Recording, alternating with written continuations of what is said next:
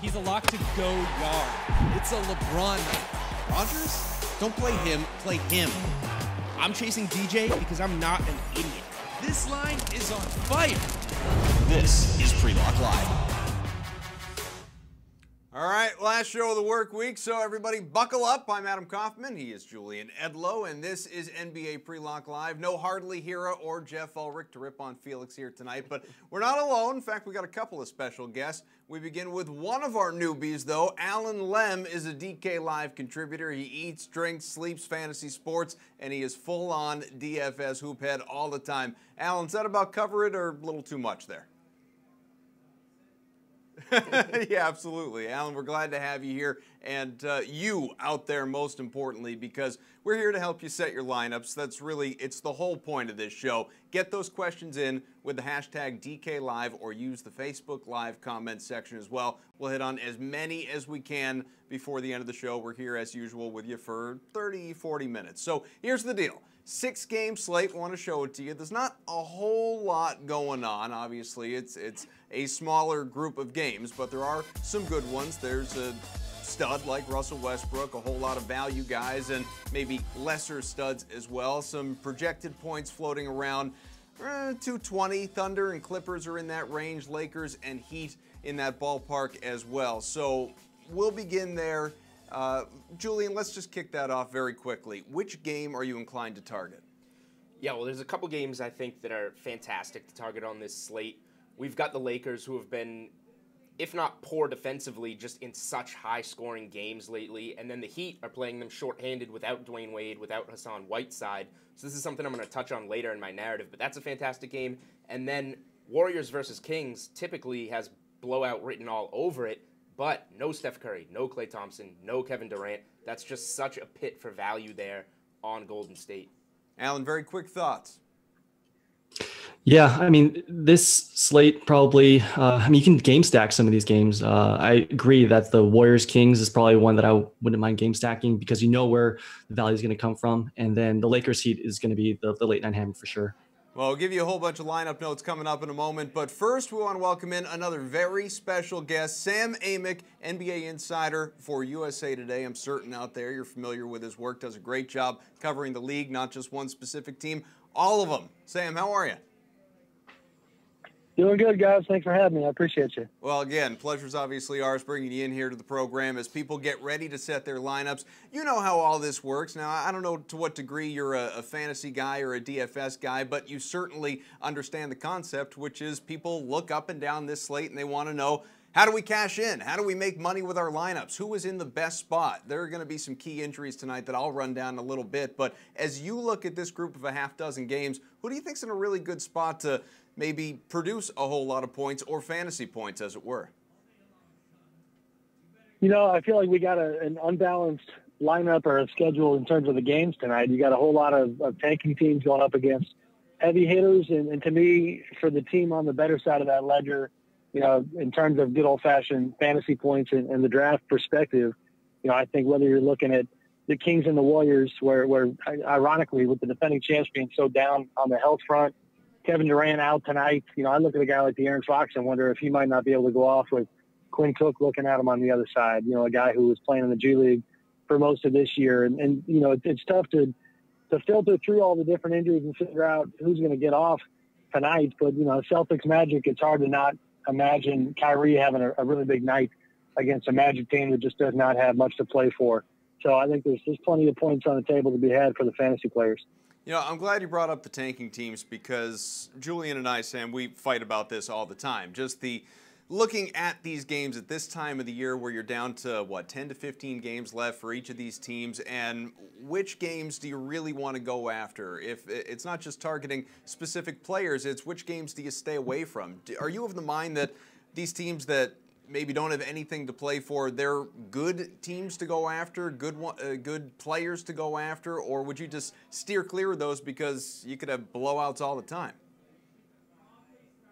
I would steer clear because I don't trust the coaches. I hate to say it in that instance because you don't know, you know, the teams that are pushing for the playoffs, you can go ahead and, you know, depending on who's healthy, you can lock in the rotations, you can lock in the playing time with a variance of a couple of minutes per game or so. That's not the case with the tanking teams. You might see, even I mentioned the Kings and De'Aaron Fox. For all we know, maybe they decide tonight that he needs to blow and he's not going to play. And that's the unpredictability that comes with the tanking teams. I would feel more confident as a bettor if I were one, looking at the teams where they just can't afford to take the L and knowing that over the course of time, you've got a body of work, with their big time producers that you can count on, especially against a tanking team. I think that reality would be underscored even more so for the winning teams if they're playing a team that's not really looking to win. The unpredictability, the uncertainty with the teams that have kind of unofficially waving the white flag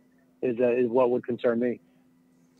Yeah, Sam, one more question for you. So maybe you don't want to target the Kings tonight, that tanking team going up against the Warriors, but when you have a team like the Warriors who on Wednesday night they had Kevin Durant in, so we knew he was going to be taking a lot of the shots. But tonight with Curry, Thompson, and Durant out, Draymond Green is in, but he's not necessarily going to be a guy that's really aggressive to score the ball. So just from a pure point standpoint, where do you think the Warriors are going to get their buckets tonight? I don't know at this point.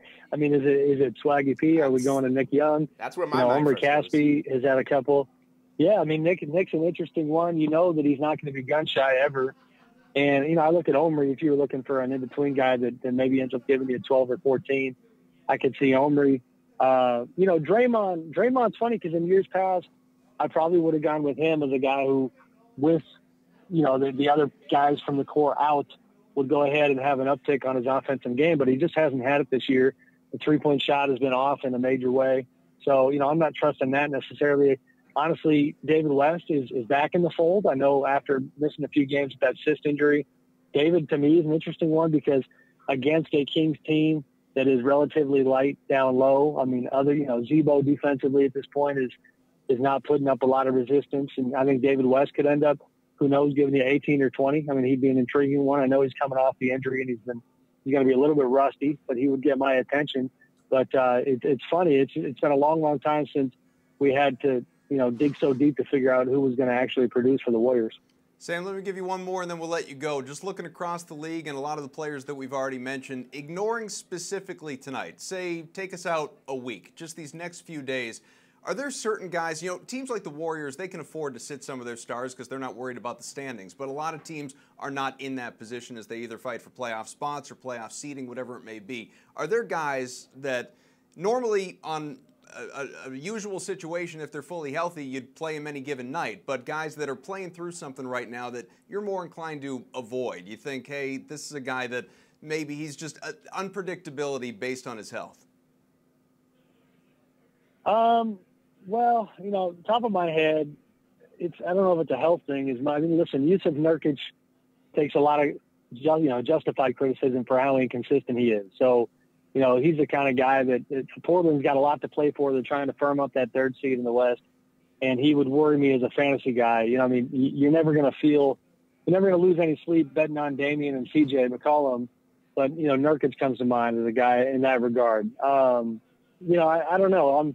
You look at the Jazz and how well they're playing, but again, not necessarily a health thing, but Ricky Rubio is playing good ball, but it's a little bit hit and miss when it comes to the actual scoring total. I'm trying to in my head go through the different injury things that the guys are up against. I mean, OKC is a little inconsistent and unpredictable when it comes to who's going to produce for them. So, to me, it's if you take it the other way and you talk about guys that I would sleep just fine at night putting money on. I mean, it's the usual suspects. It's OKC with what they have on the table. Russell Westbrook could be a great bet. Lou Williams for the Clippers. They're playing at a high level and they've got a big game tonight. I think Lou's another guy that I'd be shocked if he's not really, really producing. Anthony Davis, guys like that. If a guy's coming on or coming off the injury rather, and that's something you got to worry about, then certainly maybe steer clear of that. All right, Sam Amick is an NBA insider for USA Today. You can get him on Twitter at Sam_Amick. Sam, thanks a lot for joining us, and hopefully we'll talk to you again down the line here. For sure. Thanks, guys. Appreciate you. All right, Sam Amick, and obviously if you missed any of that, if you're joining us late here on Facebook Live, you can go back after the stream and review, listen. A lot of great information, obviously, in there from Sam. But let's do what we do here. Let's get back to it, Julian and Allan as well, talking about what to expect with tonight's 6-game slate. So before we do our narratives, and we'll get one from each of these guys, quickly some notes that you need to be aware of regarding lineups. And you see a lot of it flashing along the right side of your screen. But guys who are in: Draymond Green, Al Horford, Jared Allen, David West, J.J. Barea. Guys who are out: Hassan Whiteside, Dwayne Wade, Kevin Durant, Steph Curry, Klay Thompson, Brandon Ingram.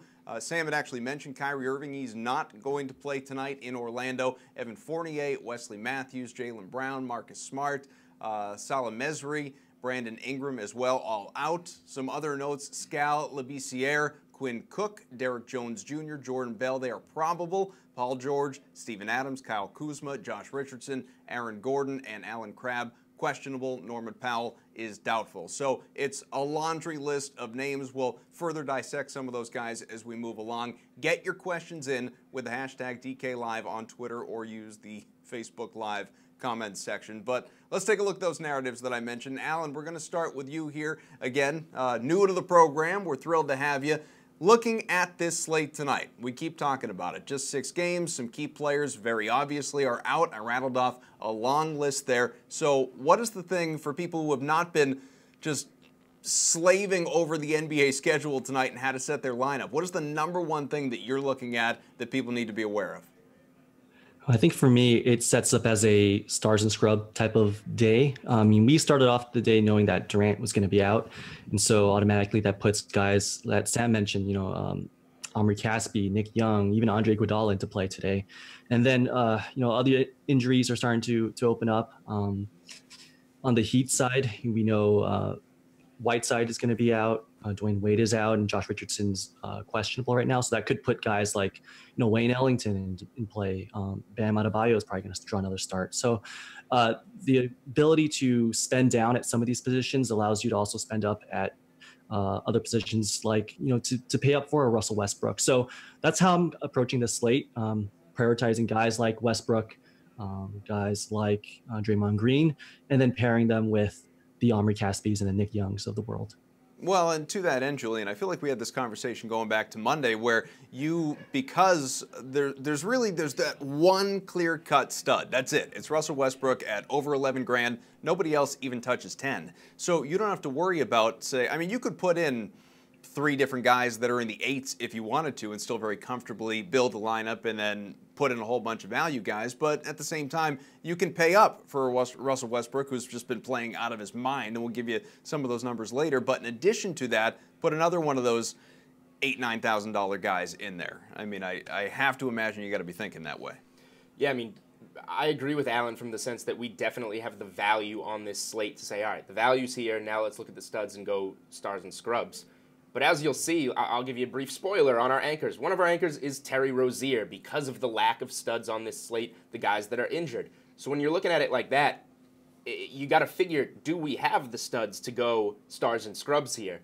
And the guys that I like, Westbrook, Embiid, Draymond Green come to mind. So if you want to build around those guys with some value, I think that's a great idea. But we just have to be confident in these studs because there's such a lack of them on this slate. Okay, well, give us your narrative. My narrative is, if you've been following the Lakers at all lately, you know these guys have been either scoring or allowing $115, 125 points a game. These have been really high-scoring games.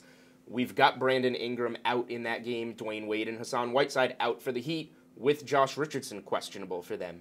So when you look at all those names, you look at what the pace of this game should be.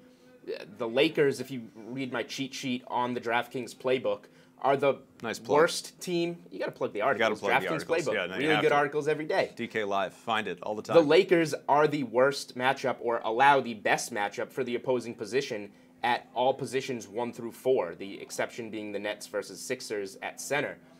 So the Lakers are just a gold mine to target against, and the Heat are shorthanded. So there are a lot of really good value plays. James Johnson, Wayne Ellington, Justice Winslow has been fantastic for Miami lately, so a lot of really good value in a game that we know is going to have points.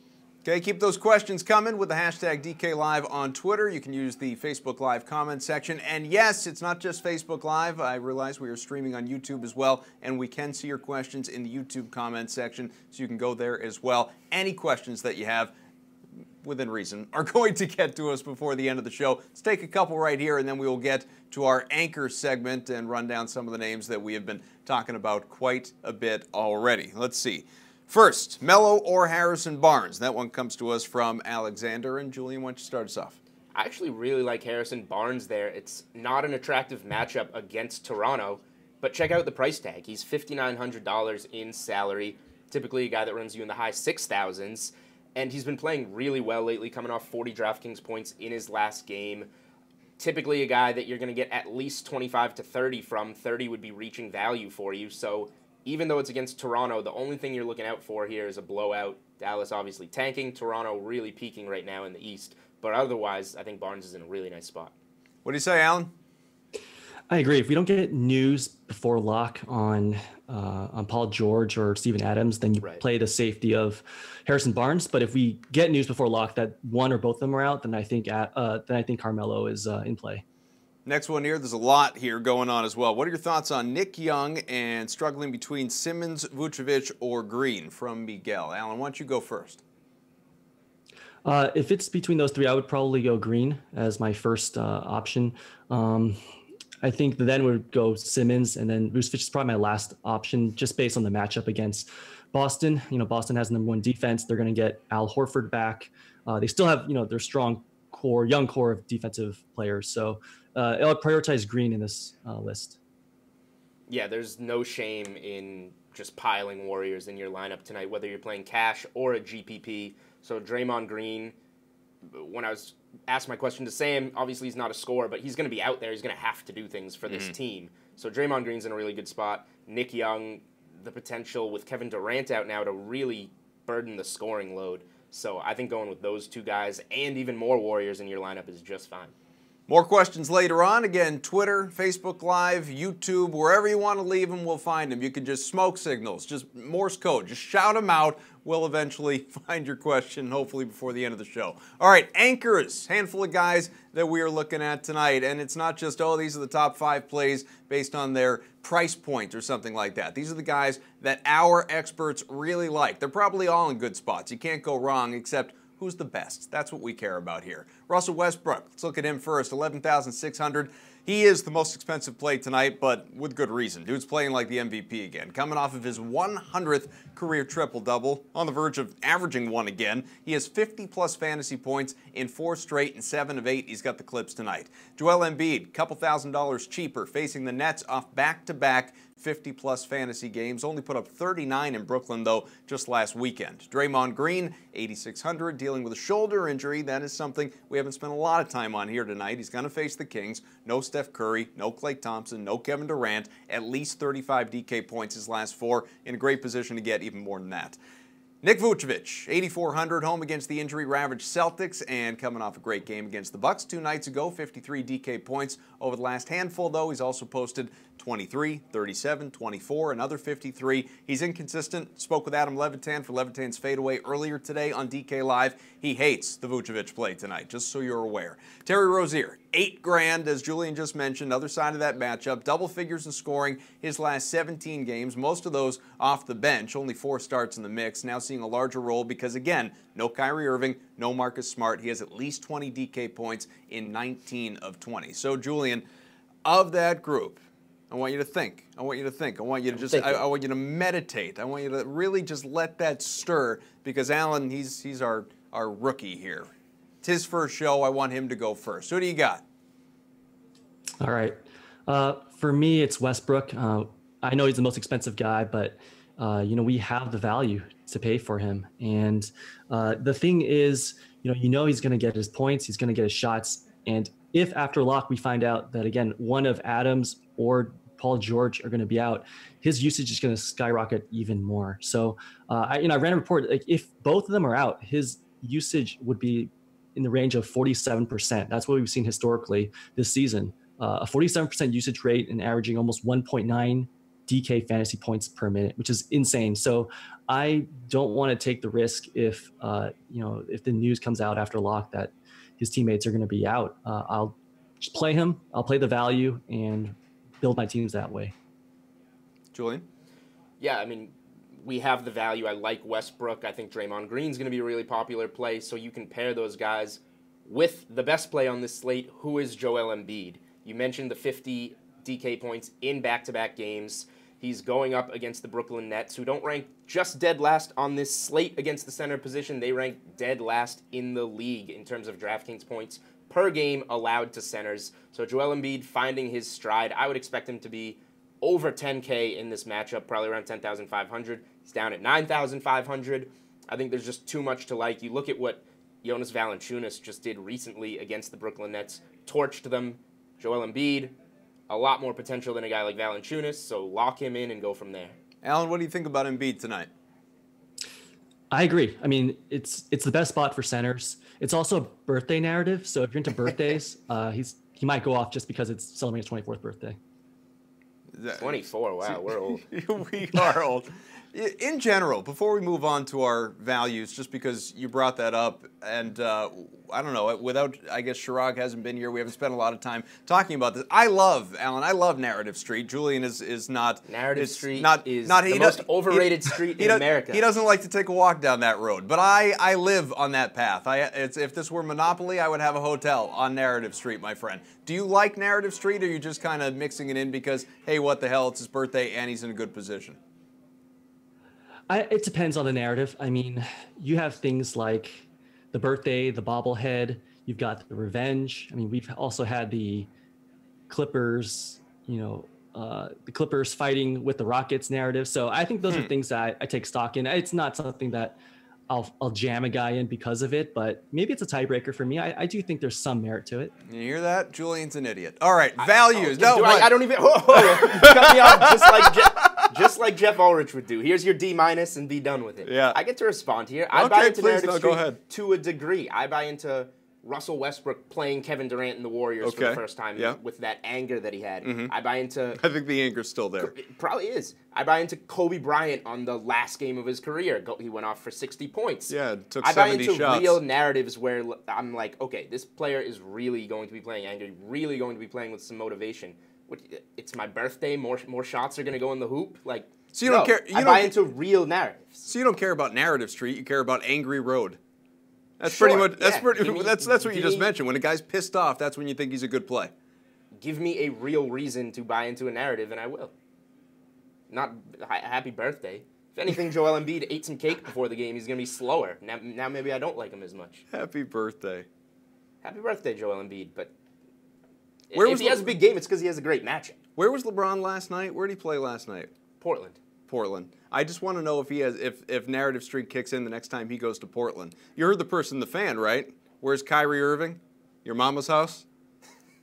That's great. That's right. LeBron should be embracing that. Those are the type of narratives that you don't buy into. No, I totally disagree. All right, let's go values here. Show you our list. Again, these are guys that we think are in great spots. Harrison Barnes, 5,900. He is at the Raptors. You can see it right there. Anywhere between 25 and 45 fantasy points each of his last 8 games, and 10 of 11 for that matter. James Johnson, 5,200 in LA to face the Lakers. 47 fantasy points his last game in Sacktown. Minimum of 20 his last 4. Andre Iguodala, 4,400. Dubs Kings. Iggy dealing with a wrist injury. Hampered him his last time out, but he did have 3 games with at least 25 fantasy points in the prior 3.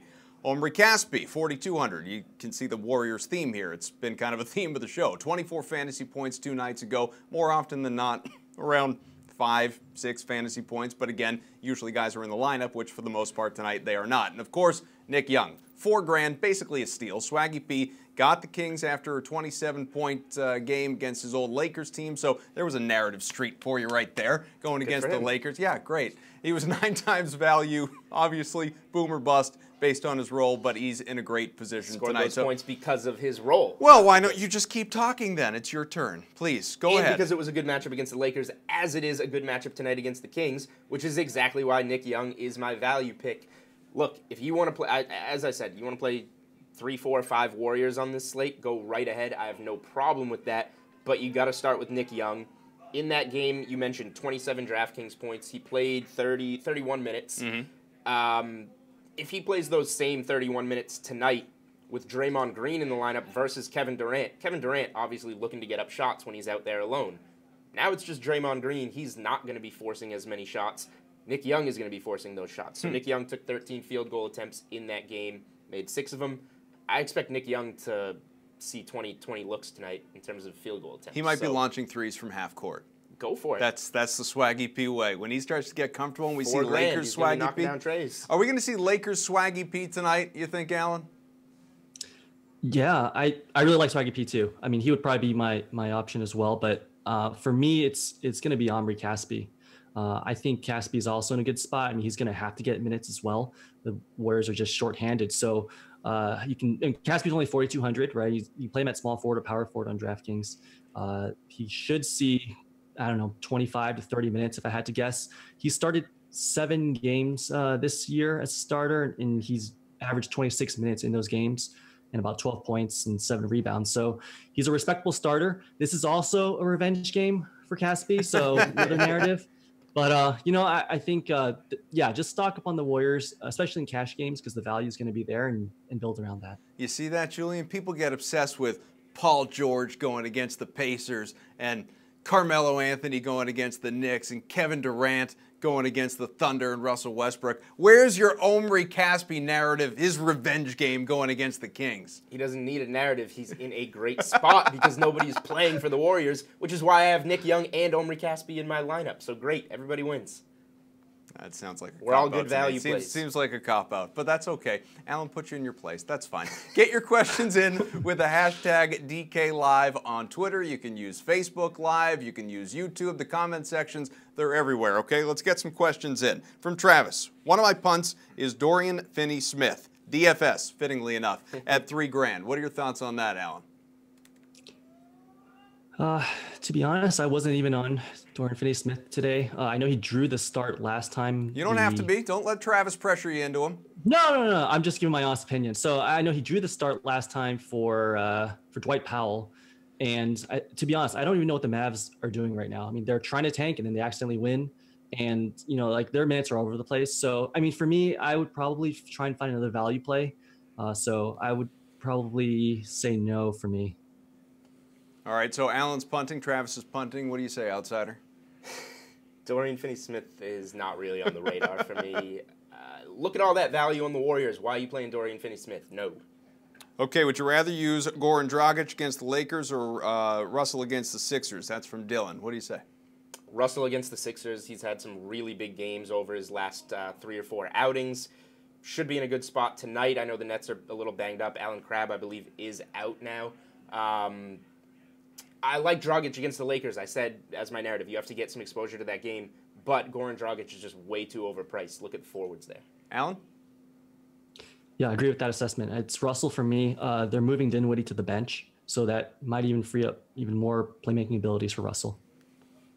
Okay, keep getting those questions in. We do have some news, though. Steven Adams is going to play tonight. Paul George is going through pregame warm-ups. He may play, he may not. That decision is still to be determined, so we will evaluate that. But again, Steven Adams is going to be out there, so instantly, what does this mean for you?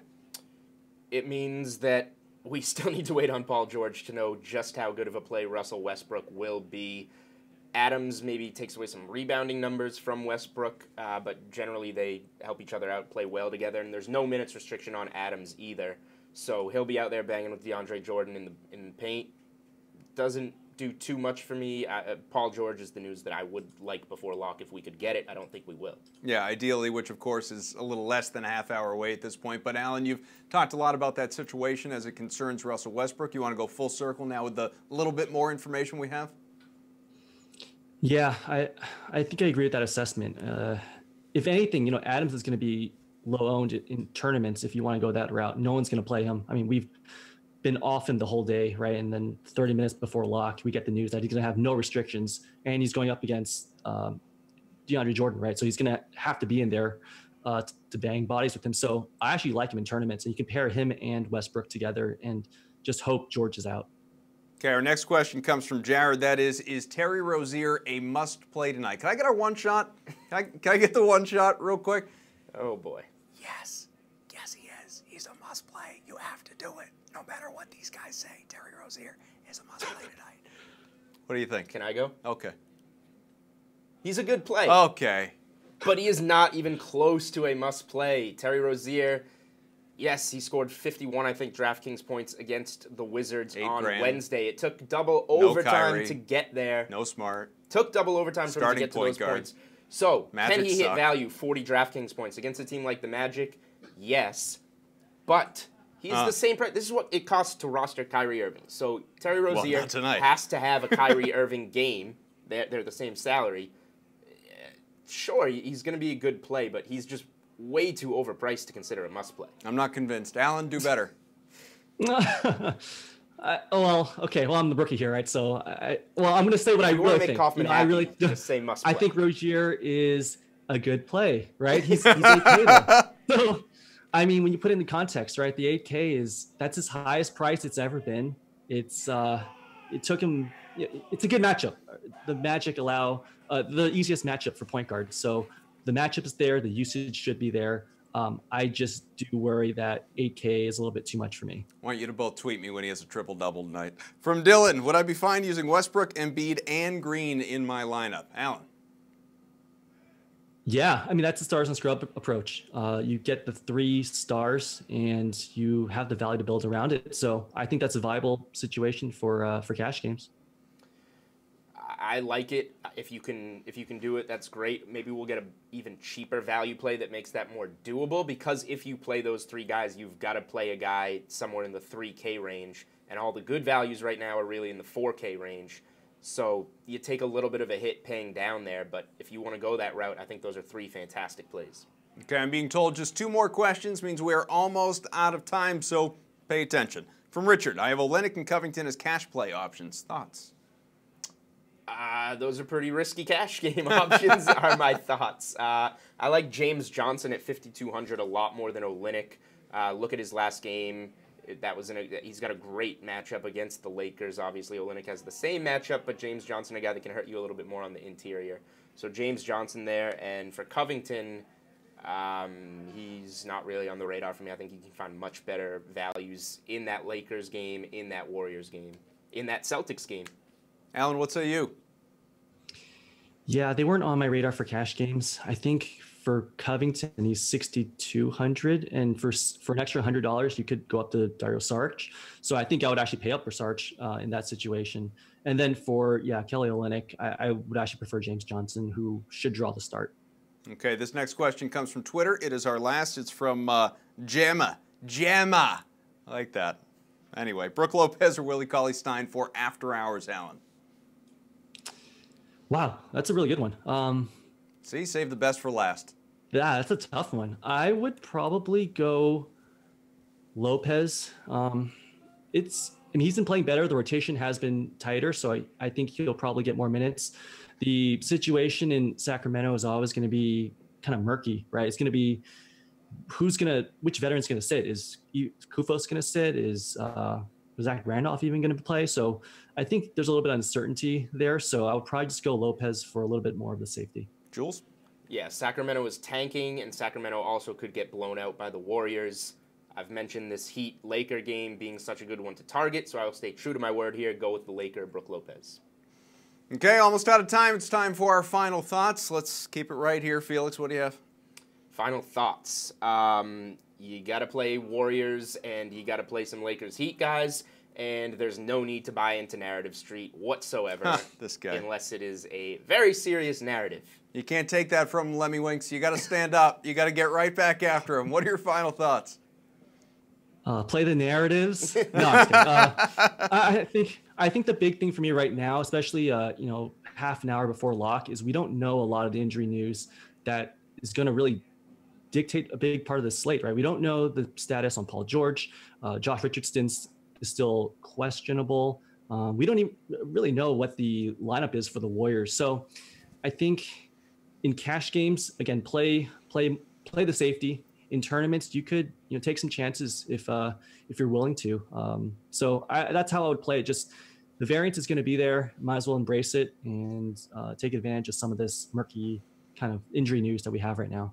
All right, fantastic. Well, we are going to get going. I do understand, apparently, there's somebody named Adam who's watching the show, wants to know about the latest on Russell Westbrook and his position tonight. Here's what I have to say to you, Adam. You're late. You're late for the show. But the good news is you're not too late for lock. Again, that is about 20 minutes from now. You have plenty of time to go back, rewatch segments of this show, either on YouTube or on Facebook Live. We talk so much about Russell Westbrook. You can get plenty of thoughts there about just what kind of play he is tonight. I will just give you a little spoiler alert. Part of that depends on Paul George, but you're probably not going to know that before lock anyway, the way things are trending. So go back, rewatch, learn, educate yourself, and next time, tune in on time. 6 o'clock Eastern, this show 3 times a week. Mondays, Wednesdays, and Fridays. It's called NBA Pre-Lock Live. Allan, was that all right for you?